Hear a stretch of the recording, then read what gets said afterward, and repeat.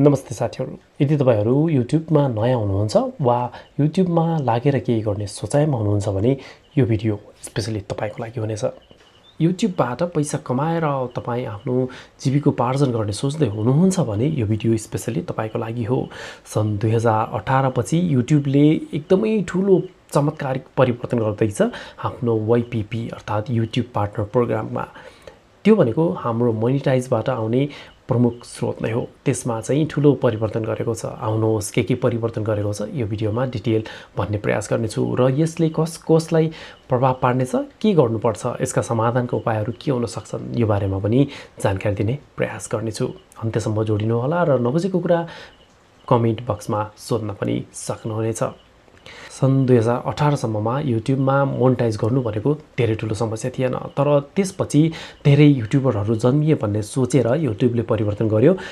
1000 subscriber हुनुपर्ने र 4000 घण्टा पछिल्लो 365 दिनमा 4000 घण्टा वाच आवर पुग्नुपर्ने भनेर थ्रेशोल्ड बनायो। त्यो सँगै धेरै युट्युब फिल्टर भए, तर युट्युब भन्दा पनि धेरै कन्टेन्ट क्रिएटरहरू बाटो भएर विकल्प लगाएर युट्युब च्यानल मोनेटाइज गर्न थाल्नुभयो।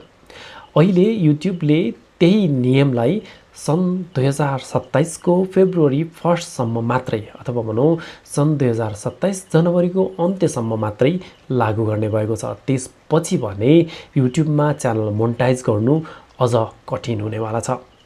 के समस्या थपिएको छ त, के कुरा थपेको छ त्यो बारेमा जानकारी दिने प्रयास गर्दछु।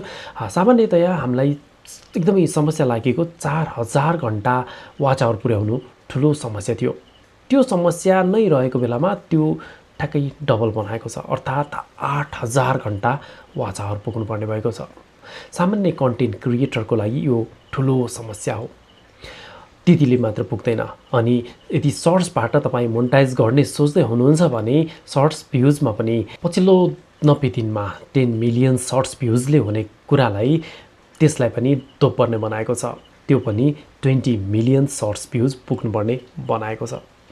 तर त्यो युट्युब शपिङ लगायतका अन्य फिचरहरू जुन 3000 घण्टा वाच आवर पुग्यो भने र 500 सब्स्क्राइबर भयो पुग्ने कुरालाई भने यथावत नै राखेको छ।